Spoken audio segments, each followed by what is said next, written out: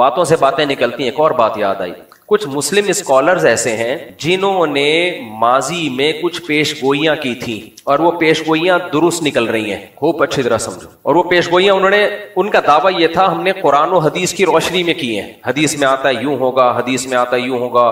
तो उन्होंने बहुत सारी पेशगोइयां की, ये इस पे क्लिप बनाना है लाजमी। तो बहुत सारी पेशगोइयां उन्होंने की कुरान और सुन्नत की रोशनी में, अलामात क़यामत की रोशनी में, ये होगा ये होगा। उनकी कुछ पेशगोइयां ठीक निकली। अब लोग क्या कर रहे हैं, बार बार देखो वो ये कहा करते थे, आज ये बात दुरुस्त साबित हो गई, वो ये कहा करते थे, आज ये बात दुरुस्त साबित हो गई। तो एक बात खूब अच्छी तरह समझ लें, कुरान और सुन्नत में क़यामत की अलामात के बारे में जितनी अलामतें बयान हुई हैं, उसके बारे में जो सही तहकीक के बाद जो बात उलमा ने की है वो ये है कि किसी पेशगोई का कोई स्पेसिफिक टाइम नबी करीम सल्लल्लाहु अलैहि वसल्लम ने नहीं बताया है। लिहाजा उन पेशगोइयों की बेस पे हमें कोई काम करने की या पॉलिसी बनाने की इजाजत नहीं है। पॉलिसी या प्लानिंग बनाई जाएगी ग्राउंड रियलिटी को देखकर, उन पेशगोइयों को देखकर नहीं बनाई जाएगी। उन पेशगोइयों का हम क्या करें, बस ईमान रखें। बस मैं एक मिसाल से बात समझाता हूं। हदीस में आता है कि हजरत ईसा अलैहिस्सलाम नाजिल होंगे कुर्बे क़यामत में। गामदी ने इसका इनकार किया। गामदी के फॉलोवर्स मेरा बड़ा मजाक उड़ा रहे हैं और कह रहे हैं मुफ्ती साहब के पास इल्म नहीं है। जब गामदी साहब का ये क्लिप चला है ना, कुरान में बदतरीन तहरीफ की है गामदी साहब ने और कुरान से साबित करने की कोशिश की है कि हजरत ईसा की वफात हो गई है। हालांकि कुरान में भी है कि आसमानों पे उठाया गया, और हदीसों में तो बहुत वाज़ेह है। बुखारी और मुस्लिम की मुत्तफ़क़ुन अलैह सही हदीस है और बाकी हदीस की किताबों में भी है। लयूशिकन्ना अन यंज़िल फीकुम इब्नु मरियम हकमन व अदला, मरियम के बेटे तुम पर जरूर भी जरूर आसमान से नाजिल होंगे, हकम बनके, हाकिम बनके, आदिल बनके। फयक्सिरु सलीब, सलीब को खत्म कर देंगे जो निशान है सलीब का। वयक़तुलुल खिंजीर, और दुनिया से खिंजीर का खात्मा कर देंगे। इतनी वाज़ेह हदीसें हैं। लेकिन प्रोफेसर गामदी साहब क्या कहते हैं इन हदीसों का जवाब, कि ये तारीखी, बुखारी और मुस्लिम ये तारीखी वाक़यात हैं। यानी पैगंबर के अक़वाल को सिर्फ क्या एक हैसियत दी जा रही है, हिस्ट्री की किताबें हैं। हिस्ट्री की किताबें ऑथेंटिक है या नहीं है, ये बताओ, ऑथेंटिक है या नहीं। अगर हमें हिस्ट्री बता रही है कि नबी ने ऐसा कहा है और उस हिस्ट्री को बयान करने वाले सारे काबिल एतमाद हो, तो आप क्यों नहीं मान लेते नबी ने ऐसा कहा है। और आप जब आपके फेवर में हदीस जाती है, आप फौरन हदीस पेश करते हैं। जब आपके अगेंस्ट जा रही होती है तो आप फौरन क्या करते हैं, तारीखी किताबें। तो हजरत ईसा इब्ने मरियम कुर्बे क़यामत में नाजिल होंगे। इसी हदीस की बेस पे सहाबा का भी अकीदा, ताबीईन का भी अकीदा, फिर इमाम तहावी हनफी रहमहुल्लाह ताला, बहुत बड़े मुहद्दिस, उन्होंने अकीदे की एक किताब लिखी अल अकीदतुत तहाविया। उस किताब पर पूरी उम्मत का इजमा हुआ। उस किताब में वो अकीदे बयान किए गए जो अहले सुन्नत वल जमात के मुत्तफ़क़ुन अलैह अकीदे, हत्ता के इसमें गैर अहले सुन्नत वल जमात ने भी इत्तिफाक किया। यानी इस अकीदे में हजरत ईसा वाले, शिया भी मानते हैं कि हजरत ईसा नाजिल होंगे। इतना मजबूत इजमा एक बात पर हो गया कि हजरत ईसा जिंदा हैं, आसमानों पे कुर्बे क़यामत में नाजिल होंगे, उसके बाद उनकी मौत वाक़ई होगी। बशर है, मौत हर बशर पे वाक़ई होनी है, लेकिन हजरत ईसा पे मौत वाक़ई नहीं हुई। इस कदर मजबूत इजमा इस मसले पर गामदी साहब ने इजमा की भी धज्जियां उड़ा दी। इजमा में ऐसी टेक्निकल बहस की है, कौन सा इजमा, कौन केड़ा इजमा, ये वाला इजमा नहीं, वो वाला इजमा, पता नहीं, एक हर चीज में रखना डाल दिया। कुछ स्कॉलर्स ऐसे हैं जिनका काम है हर चीज में कंफ्यूजन पैदा करना। बस हर चीज में क्या पैदा करना, कंफ्यूजन पैदा करना। मैं इसकी एक मिसाल देता हूं, फिर मैं अपनी असल टॉपिक की तरफ आता हूं। दो चार चपेटे आमिलों को और लगाऊंगा, फिर असल टॉपिक की तरफ जाऊंगा। देखो कंफ्यूजन किसे कहते हैं। देखो हमारी क्रिकेट टीम थी, उसका नाम था फ्रेंड्स क्रिकेट क्लब। हमारी टीम थी, बचपन में मैं ओपनर जाया करता था और चौके छक्के भी लगाया दिया करता था, कभी कभार, ज्यादा नहीं। लेकिन मुझे भेजते थे जब चौके छक्के लगाने होते थे। बयान में भी लोग कहते हैं आप चौके छक्के लगा रहे होते हो। खैर, तो हम चूंकि बच्चे थे, फ्रेंड्स क्रिकेट क्लब हमारी टीम का नाम था, और हमारा मुकाबला होता था मैच्योर लोगों से, क्योंकि हमारे महल्ले में सबसे जूनियर टीम हमारी थी। मैट्रिक के बच्चे थे उसमें, 8, 9वीं और मैट्रिक के, और जो हमारा मुकाबला होता था वो सारे बड़े बड़े थे, तो इसलिए हम हार ही रहे थे मुसलसल। अब क्रिकेट में आपको पता है टिशनबाजियां बहुत होती हैं। टिशनबाजियां पता है ना, ऐसे जैसे पहले हारेंगे, फिर उसके 6-6 महीने तक तबसरे चलेंगे बिला वजह। क्यों हारे, असल में उसको यहाँ थोड़ा सा, जो विकेट कीपर है उसको थोड़ा सा यूं कर दो, वो थोड़ा सा कंफ्यूज था, वो थोड़ा सा डिप्रेशन में महसूस हो रहा था। ऐसे बेकार किस्म के टीवी पे, अबे गेंद बल्ला है, उठा के लग गया, नहीं लगा, इतना ज्यादा उसको बैट के वैल्यू देना। इसलिए पाकिस्तान हारता है, मुझे गम नहीं होता। लोग डिप्रेशन में जा रहे होते हैं, हाय हाय हार गया। अभी हम अमेरिका में थे, जो हमारे ड्राइवर मुझे मिशिगन से लेके जा रहे थे, 5 घंटे की ड्राइव थी। एक स्टेट है अमेरिका की मिशिगन, वहां से वो कौन सी स्टेट थी, शिकागो, 4-5 घंटे की ड्राइव जा रहे हैं और क्रिकेट लगाया हुआ उन्होंने। और पाकिस्तान आखिरी बॉल है, आखिरी ओवर चल रहा है, हार रहा है, बहुत टेंशन। मैंने कहा भाई तू गाड़ी ना ठोक देना कहीं यार। मैंने कहा हमें तो पहले से पता था हार रहा है। कह रहे आपको कैसे पता? मैंने कहा पता है, सबको पता है कि क्या होगा, इसमें कौन सी टेंशन की बात है। कह रहे नहीं आखिरी ओवर है, जीतने का पूरा चांस है। तो मैंने कहा भाई पहले से फर्ज कर लो हार जाएगा, लिहाजा टेंशन नहीं होगी, क्यों फर्ज करके बैठे हुए जीत जाएगा। अब वो पठान थे हमारे दोस्त, ड्राइविंग कर रहे, पेशावर सवात के थे, जा रहे कह रहे स्ट्रेस हो रही है मुझे मुफ्ती साहब। वो हार गया, फिर ना पता नहीं आउट हो गया क्या हो गया, ऐसे यूं ना, हाँ मुफ्ती साहब हार गया पाकिस्तान।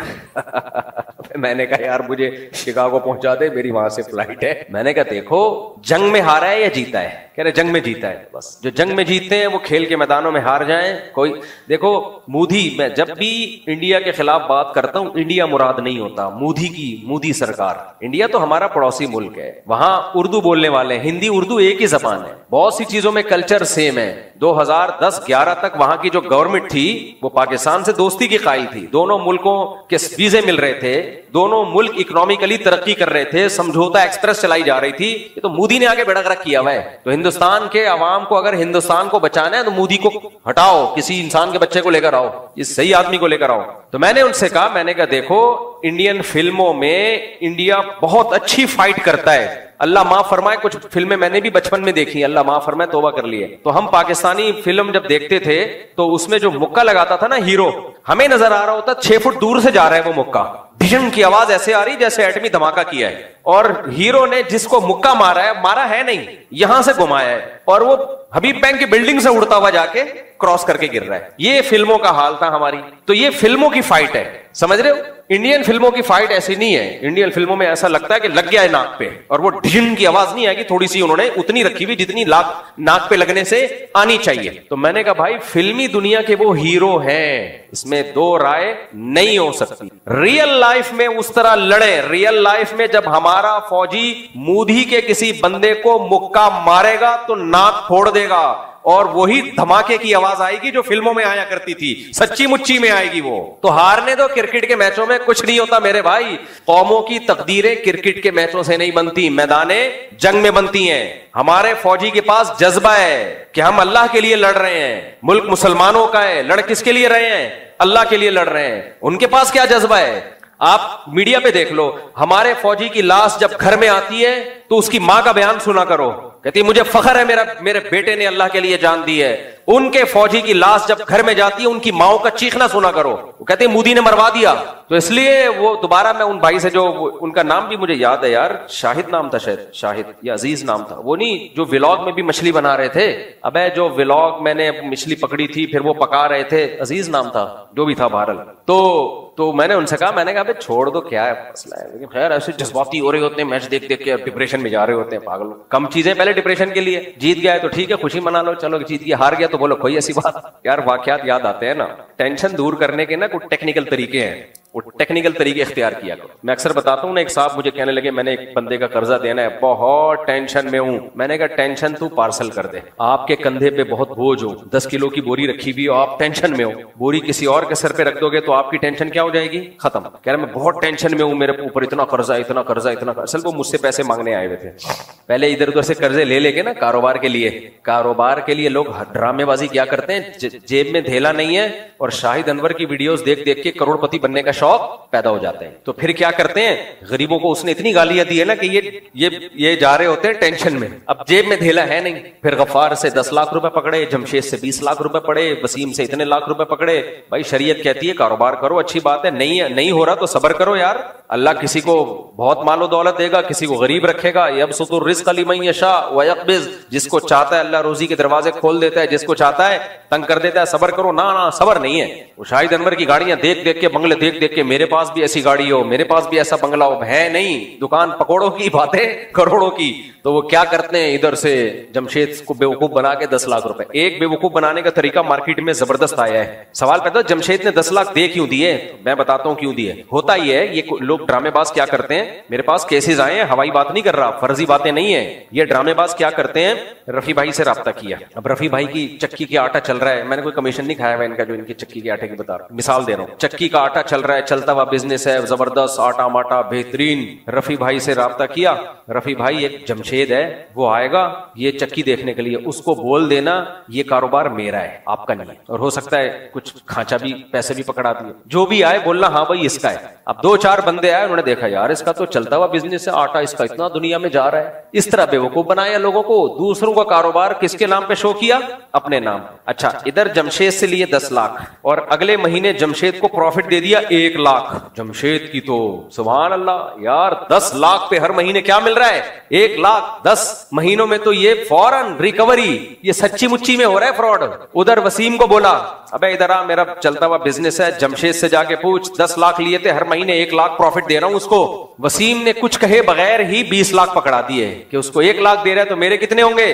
2 लाख। 2-3 बंदों को दिए। अब महल्ले वाले खुद ही आएंगे आपके पास। अब आपने थोड़े से नखरे दिखाने हैं। क्या दिखाने? नखरे। अब आएगा गफ्फार, यार सुना है आजकल बड़ा प्रॉफिट है, तेरे चक्की के आटे चल रहे हैं। और सिर्फ एक बिजनेस थोड़ी, जूतों की दुकान में जाके उसको बोला, बंदा आएगा उसको बोल देना मेरा है। किसका बिजनेस है? मेरा बिजनेस, अपना नहीं है, मेरा है, इसके पैसे ले ले तू इतने। अब 2 बंदों को तो आपने बेवकूफ बनाया, बाकी खुद बेवकूफ बनने के लिए आपकी खिदमत में हाजिर होंगे। गफ्फार साहब आएंगे, यार सुना है तू जमशेद को 1 लाख रुपए दे रहा है। अब मेरे पास फालतू टाइम नहीं है भाई, मेरा चलता हुआ बिजनेस है, बस कर यार, किसी और के पास पैसे लगा यार, इन्वेस्टर की भी कमी नहीं है और मेरे पास जो है वो पैसों की कमी नहीं है यार, लगा ले यार, भाई बंदी भी कोई चीज होती है यार। यार एक तो तुम लोगों ने तंग बहुत किया हुआ है यार, मैं इतने पैसे किधर खपाऊंगा, मुझे जरूरत नहीं है। अंदर अंदर तो लड्डू फूट रहे हैं कि ला अपने जैसे 6 बेवकूफ और ले आ। अंदर अंदर लड्डू फूट रहे हैं कि सही बिजनेस। मुजारबत में यही तो हुआ है, जो मुजारबत स्कैंडल चला था, जो मुजारबत स्कैंडल चला था ना, उसमें मैंने बोला था ये मुफ्ती लोगों को उल्लू बना रहा है। एक तो ये मुफ्ती है नहीं, और ये मौलवियों को भी उल्लू बना रहा है, आम लोगों को भी। और देखना आखिर में करोड़ों रुपए लेके मार्केट से शार्ट होगा, ये वही हुआ। लेकिन हमारी कौम का दिमाग खराब है, अब भी उसको फेवर कर रहे हैं। कह रहे हैं असल में एजेंसियों ने जब देखा ना इतना पैसा आ गया है तो फिर एजेंसियों को अच्छा नहीं लगा, अपनी बेवकूफी किसी और पे डालो।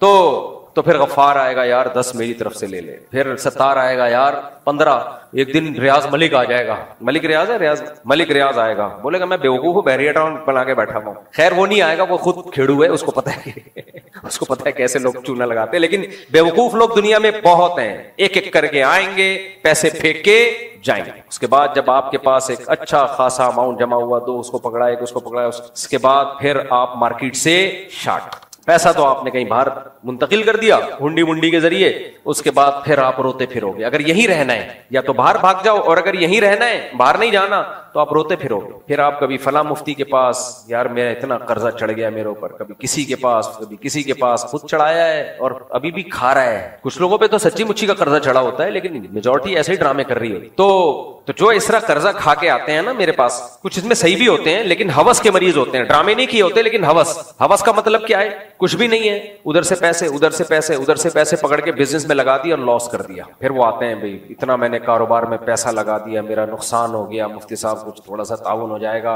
मैं कहता हूँ तेरा फायदा होता तो मेरे साथ ताउन करता तू, क्या ख्याल है? फिर कहता मेरा दिमाग है भाई, पैसा लेके लगाया, नोट छापे, हमाकत की सजा मुझे देने आ रहा है? जब तुझे कुछ तजर्बा है नहीं, लोगों का पैसा ठोक दिया तूने, उस हमाकत की सजा की तलाफी हमाकतें तू करे, तलाफी कौन करे? ज़कात सदके के पैसों से, और लोगों की अमानतों से या अपने पैसों से। मैंने कहा भाई लोग हमें इसलिए अमानतें नहीं देते कि तुम जैसे बेवकूफों के साथ हम क्या करें? ताउन। मेरा ऐलान याद रखो, किसी ने भी कारोबार के नाम पे कर्जा लेके डुबोया है, ना मेरी फाउंडेशन उसके साथ मदद करेगी, ना मैं कोई ज़कात सदके के नाम पे लोगों की अमानत उसको दूंगा। भूख से मर रहा हो मर जाए, हाँ बिल्कुल मरने लगेगा तो 2 निवाले डाल दूंगा, जिंदा रह जाए बस। वो तो अपने खर्चे भी कर लेता है, तो मरने लगे तो बता देना भाई। हवस है, नोट छापने का शौक होता है, करोड़ों रुपए के कर्जे में डूब जाते हैं, फिर भीख मांगते फिरते हैं। और ये एक जहन में रखो, ऐसे लोग भीख लेके भी उसको भी कारोबार में लगाते हैं, वो भी घर पे नहीं खर्च करेंगे। देखो हमारे तजर्बों से फायदा उठा लो, हमने इसी मुल्क में इन्हीं लोगों में जिंदगी गुजारी है। पैसों के नाम पे किसी के 2 आंसू देख के मत फिसल जाया करो। करो, बहुत फ्रॉड होता है। तुम्हारी जेब में जब पैसे नहीं है तो तुम दूसरों से कर्जा लेके क्यों कारोबार कर रहे हो? या तो तुम्हारे बाप दादा को सदियों से बिजनेस चला आ रहा हो ना, फिर एक अलग बात है। नॉर्मल आदमी कुछ भी नहीं है, कर्जे ले लेके लोगों के पैसे डुबो रहा है बैठ के। रूखी सूखी खाओ, 2 टाइम की सूखी रोटी चाय में डुबो के खाया करो, खुश हुआ करो। लोग कहते हैं कहना आसान है, अमल मुश्किल है। मुश्किल अमल है 3 दिन तक, चौथे दिन आदत पड़ जाएगी। रोजा रखना 3 दिन मुश्किल होता है, चौथे दिन यूज हो जाता है आदमी। समझ रहे हो? रोजे में तो भूखा प्यासा रहता है, या तो फिर भी कोई आपको कुछ ना कुछ मिल रहा है। तो इंसान को अल्लाह ने बॉडी में बड़ी लचक रखी है, जिस चीज का आदी बनाए बन जाता है आदी। तो इसलिए गुर्बत का भी आदी बनेगा, 3 दिन 4 दिन 1 महीना, उसके बाद आदी हो जाएगा। तो एक आदमी गया ना, गरीब आदमी नजूमी के पास, कहा यार मेरे हाथों की लकीरें देख के बताओ क्या होने वाला है। उसने कहा कि तू 10 साल तक मजीद गरीब रहेगा। ये खुश हो गया, कह रहे उसके बाद, कह रहे फिर तुझे गुर्बत की आदत पड़ जाएगी, फिर तुझे गरीब रहने की यानी टेंशन खत्म हो जाएगी थी।